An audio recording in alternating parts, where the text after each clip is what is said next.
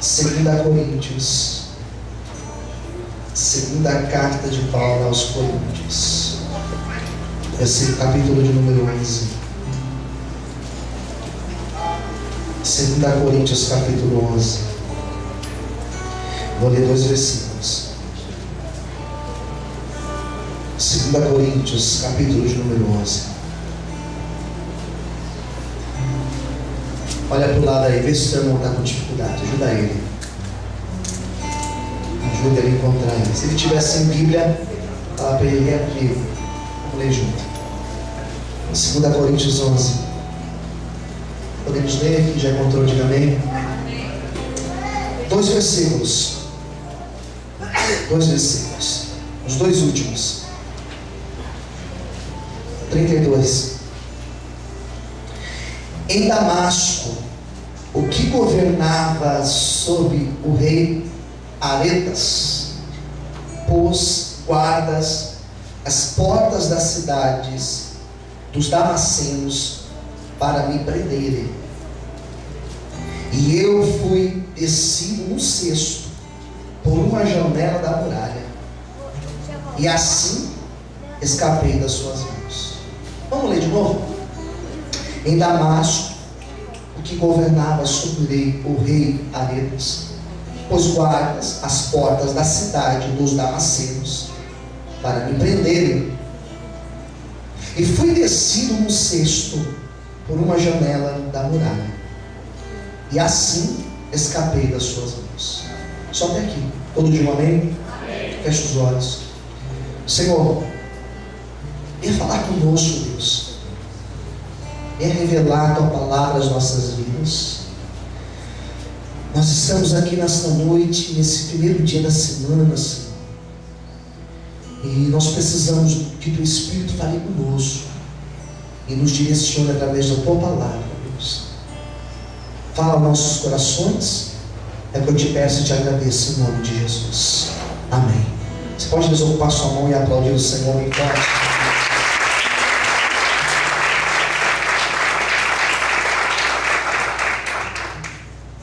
Vou começar minha mensagem com uma frase. As nossas lutas não podem enfraquecer a nossa fé. Os problemas que hoje nós passamos, as perseguições que você tem enfrentado, problemas financeiros que você tem passado, problemas na sua casa, no seu casamento, com filhos talvez, os problemas de saúde que nós enfrentamos, qualquer problema que você possa imaginar, esse problema ele não pode de maneira alguma enfraquecer a tua fé. Acabamos de ler uma história muito interessante, uma história de Paulo, o apóstolo Paulo. Essa história ela está escrita em 2 lugares, aqui, e Lucas falou disso também lá em Atos capítulo 9. E eu tive a curiosidade de ler em Atos. Eu vou falar mais em Coríntios, né? Porque eu quero apresentar o contexto de Coríntios. Mas eu li lá em Atos pela curiosidade. Deixa eu ver se está escrito igual. E o interessante é que esse texto, quando ele é citado em Atos, ele é citado lá no capítulo onde Paulo se converteu. E a conversão de Paulo, a conversão dele foi um negócio espetacular. Foi algo maravilhoso, foi um negócio que surpreendeu. Sabe aquele tipo de pessoa que você imagina, esse daí nunca vai estar numa igreja, nunca vai servir a Deus? Sabe esse tipo de pessoa? Paulo era assim. Ele se chamava Saulo ainda. E diz a Bíblia que Paulo, ou Saulo se você preferir, ele era extremamente culto, um homem extremamente capacitado, intelectualmente ele era muito capaz. Diz a Bíblia que ele era formado aos pés de Gamaliel, que era um grande filósofo daquela época. E diz ainda que naquela época, aqueles que se diziam cristãos, aqueles que se diziam que seguiam a Jesus, eram perseguidos. E eram mortos. E Paulo ou Saulo fazia parte daquele conselho que perseguia os cristãos. E ele se converte. A conversão dele ocorre quando ele estava indo para Damasco. E indo para Damasco, diz a Bíblia que ele teve uma visão, um grande resplendor, naquelas ruas de terra, aquelas ruas de mata fechada. Ele viu um grande resplendor, e era o próprio Cristo falando com ele. E o Cristo falou: Saulo, Saulo, por que me persegues? Quem é o Senhor que eu estou perseguindo? Eu sou o Cristo, Jesus Cristo, a quem tu persegues. Sabe o que eu entendi, queridos, com isso? Que quando alguém me persegue, quando alguém persegue você, não está perseguindo eu ou você.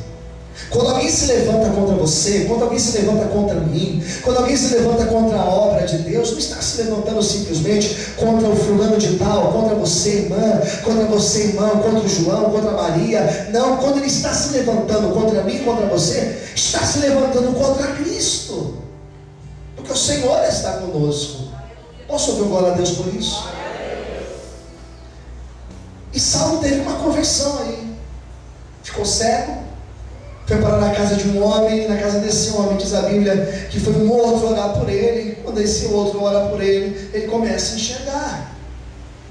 E aí ele começa a pregar. E aqui nós entramos na história. Começa a pregar. Ele começa a anunciar o Evangelho em toda aquela região dos Damascenos.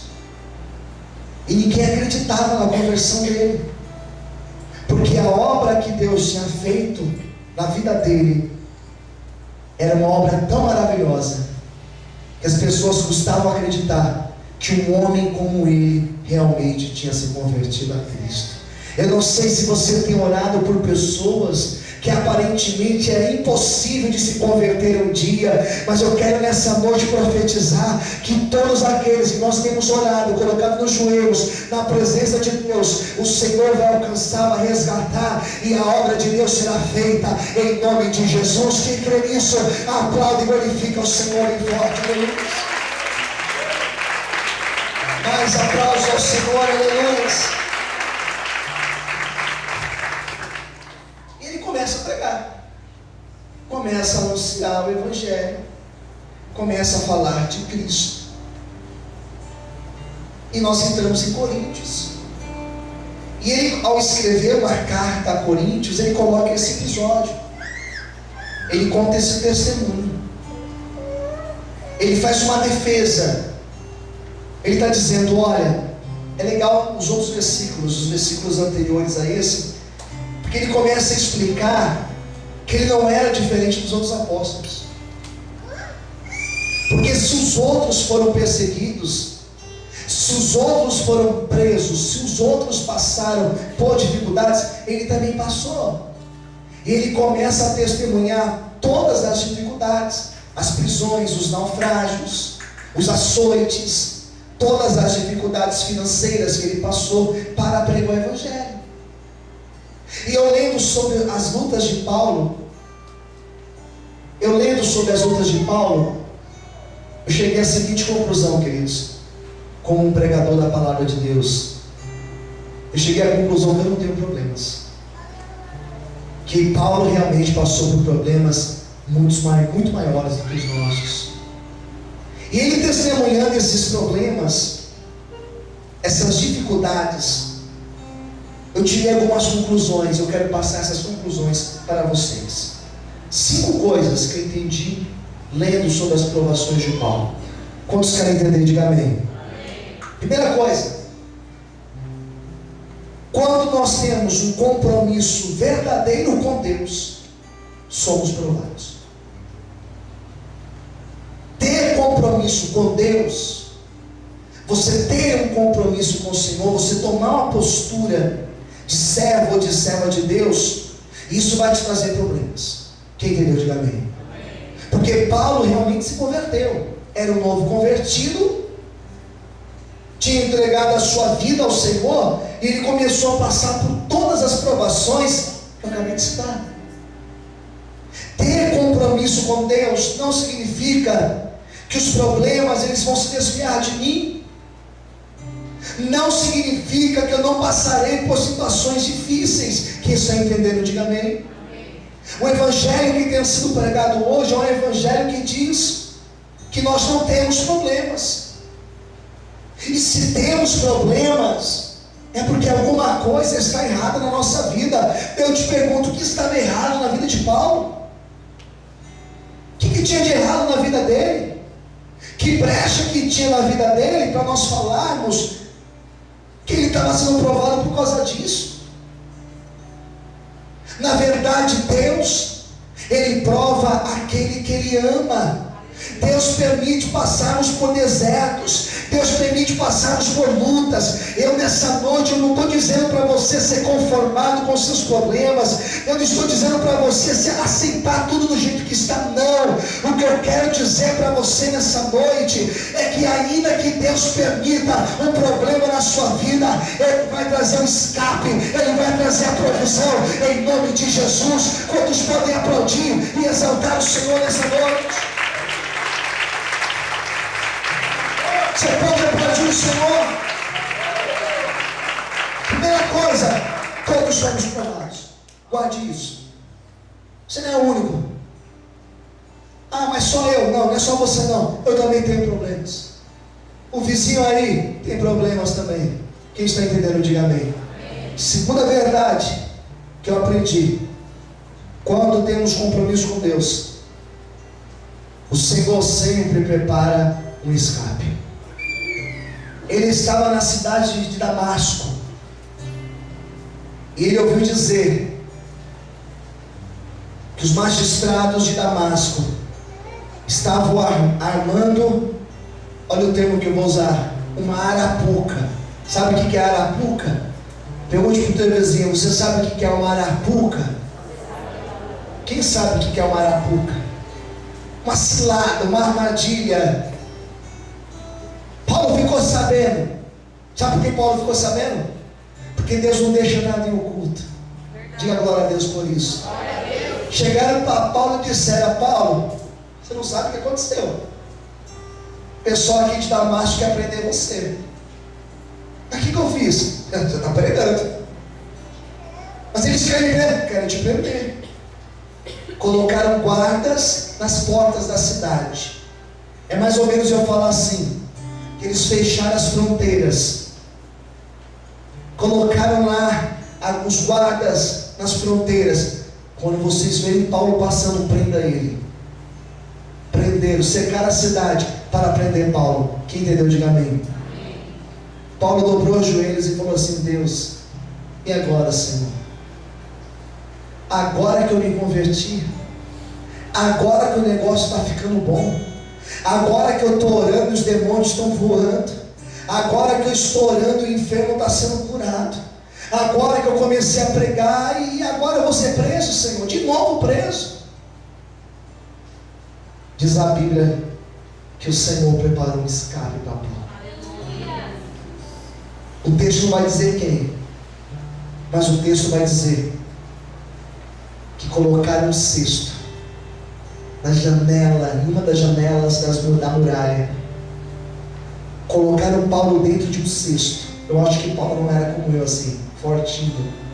Hoje veio um rapaz de manhã e falou assim: nossa, pastor, está ficando forte. É forte? Está me chamando de gordo, não é forte não, estou engordando. Colocaram Paulo no cesto e desceram Paulo. E eles não prenderam a Paulo, queridos. Sabe que eu glorifico a Deus?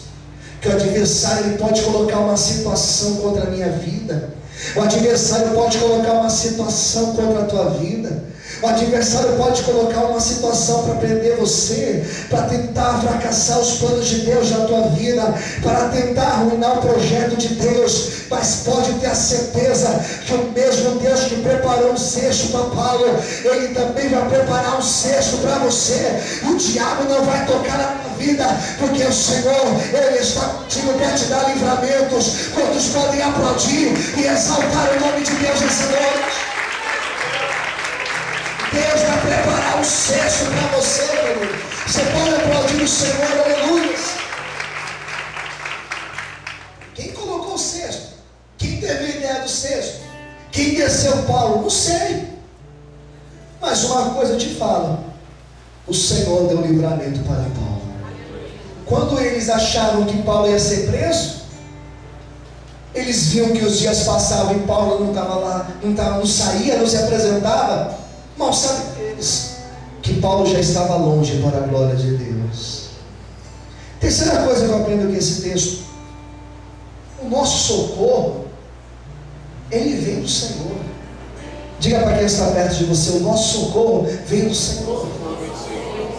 Você crê nisso? Quem crê, diga amém. O cesto não veio de baixo para cima. O cesto veio de cima para baixo. O socorro nosso não vem de baixo para cima. O socorro nosso não vem daquele para cá, não vem de lá para cá. O nosso socorro, ele vem do Senhor que fez os céus e a terra. Por isso que o salmista, quando escreveu o salmo, ele falou: eu elevo os meus olhos para os montes, de onde me virá o socorro? Não é que ele olhou para a montanha e falou: será que o meu socorro vem da montanha? Não é isso, querido. É que naquela época os montes de Jerusalém estavam contaminados com postes ídolos, existiam imagens a outros deuses. Ele olhou para aquelas imagens, ele perguntou: de onde me virá o socorro? Será que o meu socorro virá de Baal? Será que o meu socorro virá de Astarote? Será que o meu socorro virá de Baal-Zebub? Será que o meu socorro virá de Azera? Não, o meu socorro, ele virá do Senhor que fez o céu e a terra. Eu não espero no homem, eu não espero na mulher. Nós não dependemos de ninguém, nós dependemos de Deus, e Ele é o Criador de todas as coisas, e Ele vai fazer aquilo que você precisa. Quem acredita nisso, aplauda e glorifique o Senhor bem forte nessa noite. Você pode aplaudir o nome de Deus. Comece a ser mais crente, irmão. Comece a crer mais. Ei, nós precisamos crer mais em Deus. Nós precisamos crer mais em Deus. Quem está entendendo, diga amém. Diga para o teu vizinho: nós precisamos crer mais em Deus.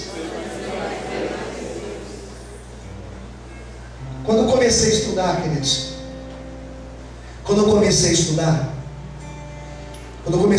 filosofia, depois da filosofia eu comecei a fazer outros cursos. Eu tenho feito curso desde quando eu comecei a estudar filosofia. E quando eu comecei a estudar, uma das minhas preocupações, sabe qual que era? Perder a minha fé, me tornar racional. Eu comecei a estudar teologia, fazer uns outros cursos de teologia, e agora tenho feito uma outra graduação. Eu comecei a estudar e ver como o negócio é quadrado, é um negócio muito formal. E quando eu comecei a ver essas coisas, eu comecei a falar: Deus, deixa eu perder a fé, meu Senhor. Me tornar racional ao ponto de não crer mais em milagre e provisão de Deus. E eu sempre olhei nisso, irmão, sempre olhei nisso. Quantas vezes assistindo aula, eu ali sentado no banco, ouvindo aquelas aulas, eu na minha mente dizendo: Deus, não deixa eu perder minha fé, Senhor, porque eu sei de onde eu vim, Senhor. Eu sei daquilo que o Senhor tem feito na minha vida. Não deixa eu ser ingrato e perder a fé, não, Senhor. E eu glorifico a Deus, irmãos, que quanto mais eu estudo, quanto mais eu me aprofundo nos estudos, mais eu me aprofundo na fé, porque mais eu vejo a ação de Deus na minha vida e na vida daqueles que estão ao meu redor. Por isso que nessa noite eu posso te assegurar, eu posso te garantir, debaixo do sangue de Jesus, que o Deus que nós servimos, Ele é o socorro bem presente na hora da angústia. Ele é o socorro, Ele é o Senhor da tua vida. Se você precisa de algo, peça para Ele, porque se for preciso, Ele faz descer o cesto do céu com a provisão dEle para a tua vida, em nome de Jesus. Todos podem aplaudir e glorificar a Deus.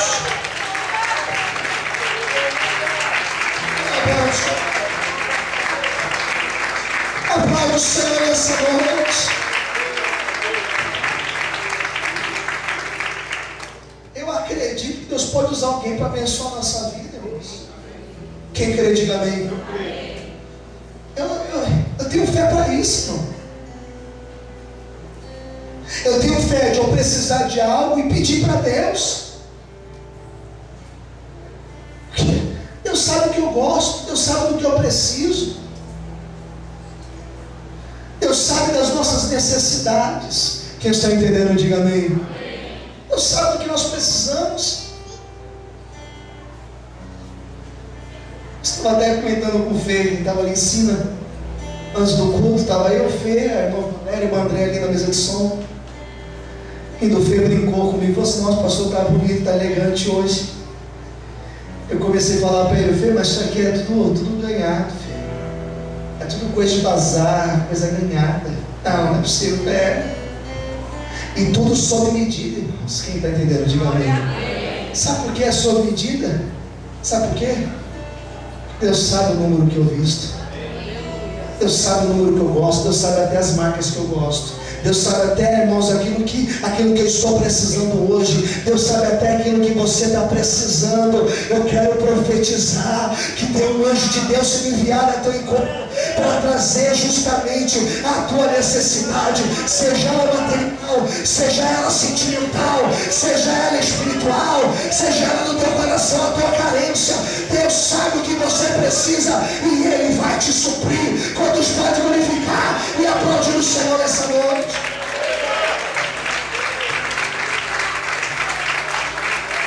Ele sabe o que nós precisamos e o nosso socorro vem dele. O nosso socorro vem do Senhor.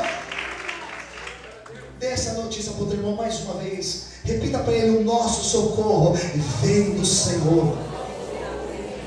Eu aprendi com Paulo isso, irmãos. Eu aprendi com Paulo isso. Nosso socorro vem do Senhor. O que mais que eu aprendo com Paulo? Quarto lugar. Eu aprendo com Paulo, lendo essas histórias dele, que nada impede a obra de Deus na nossa vida. Nada vai impedir o agir do Senhor na nossa vida. Quem entendeu, diga amém. Irmão, Deus tira, Deus afasta pessoas. Diz a Bíblia que teve uma época que Deus afastou um tal de Barnabé, de Paulo, e cada um foi para um canto. Interessante o que Deus faz. Nada impede a obra de Deus. Semana passada eu ministrava aqui em Atos 16, onde diz que Paulo e Silas estavam com seus pés amarrados, e a obra de Deus não parou na vida deles dois, quando eles estavam com os pés amarrados no tronco e preso. Quem entendeu, diga amém. A obra não parou, queridos. Por que a obra não parou? Porque eles prenderam os pés. Eles prenderam os pés, mas eles não prenderam a fé de Paulo, a fé de Silas. Quem entendeu, diga amém. Amém. Podem prender os meus pés, podem prender as minhas mãos, mas a minha fé ninguém prende. A minha convicção com Deus, ninguém prende. Todas essas lutas que Paulo enfrentou, existia por detrás existia um plano satânico por detrás. Qual era o plano do adversário? Parar a obra de Deus na vida de Paulo. Deus tem um plano na tua vida. Amém. Diga para o teu irmãozinho do lado: Deus tem um plano na tua vida. E esse problema que você está passando nada mais é do que uma tentativa do adversário de parar o plano de Deus na tua vida. Quem entendeu, diga amém. Fazer você desanimar, fazer você descer do nível, fazer você negar a tua fé, fazer você desistir de Deus, abandonar a sua fé. Como é triste, irmão, você encontrar pessoas que perderam a fé. Essa semana eu conversei com alguém que disse isso. É triste demais. Mas esse é o plano do adversário: fazer você abandonar o projeto de Deus.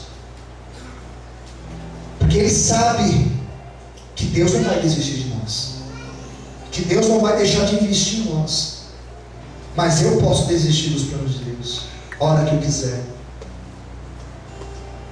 Os adversários lutaram para parar Paulo, mas eles não pararam, porque o plano de Deus, o querer do Senhor, não pode ser impedido nas nossas vidas.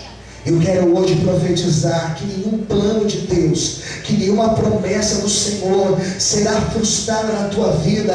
Eu quero hoje profetizar que aquilo que Deus determinou no céu vai se cumprir na tua vida, em nome de Jesus. O adversário querendo ou não, o inferno querendo ou não, o querer e a vontade de Deus serão estabelecidos na tua vida, em nome de Jesus. Quantos podem aplaudir e glorificar o Senhor nessa noite? Aleluia!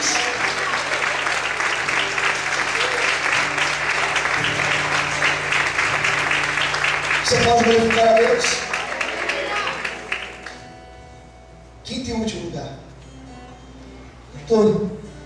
Em último lugar, tudo aquilo que Paulo enfrentou, tudo aquilo que nós enfrentamos,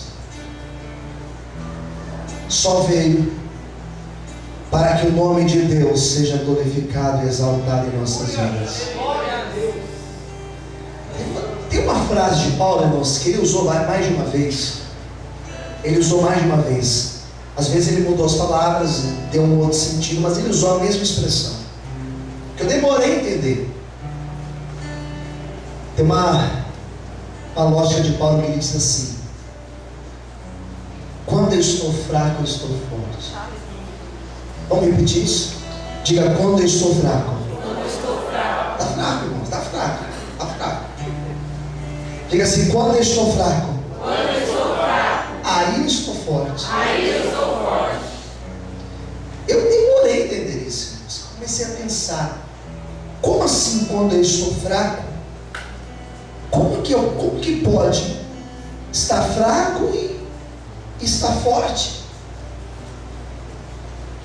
Porque também serve ao contrário. Serve ao contrário também. Quando eu estou forte, na verdade eu estou fraco. É verdade? Quem concorda, diga amém. E eu comecei a entender como que eu fico quando eu estou fraco, quando eu estou com problemas, quando eu estou triste. Sabe como eu fico? Totalmente carente da misericórdia de Deus. Quando eu tropeço, irmãos, quando eu erro, quando eu vacilo, quando eu estou fraco, é a hora que eu estou de joelhos dizendo: Deus, me ajuda, Senhor. E eu entendi com Paulo que é nesse momento que eu estou forte. Porque a pior coisa, guarde isso em qualquer lugar, irmãos, principalmente no coração. A pior coisa que existe é ser arrogante ao ponto de se achar forte. Diz a Bíblia que é essa vaidade que precede a queda da pessoa. Então Paulo falou: quando eu me acho forte, estou achando que as coisas só acontecem pelas minhas estratégias, que são boas, pela minha capacidade, porque eu tenho, porque eu sei, porque eu faço, porque eu tenho condição para fazer. Daí que eu caio. Mas quando eu estou na dependência de Deus, eu estou dentro do cesto, dizendo: Senhor, só o Senhor para me guardar, para me livrar, Senhor. E é aí que o milagre de Deus acontece na nossa vida. Por isso que se hoje você entrou aqui fraco, se sentindo pequeno, glória a Deus por isso, irmãos. Eu estou como você nessa noite, também me sentindo fraco, também me sentindo limitado, também me sentindo pequeno. E eu tenho certeza que nesta noite o poder do nosso Deus, a excelência de Deus será manifestada na nossa vida.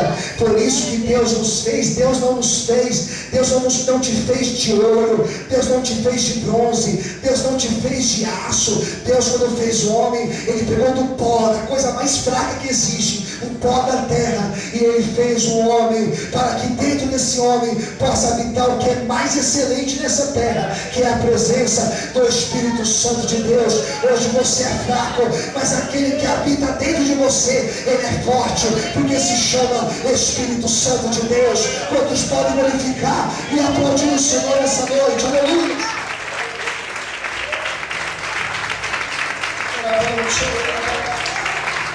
Quantos podem aplaudir o Senhor? Aleluia!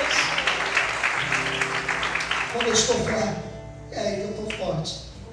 Quando eu estou fraquinho, eu dependo de Deus, irmãos. E não tem nada mais seguro do que você estar no cestinho da dependência de Deus. Quantos aqui querem estar no cesto da dependência do Senhor? Digo amém. Amém. Eu quero orar por você nessa noite. Quero tentar orar por você. A voz já foi embora. Vamos ficar em pé.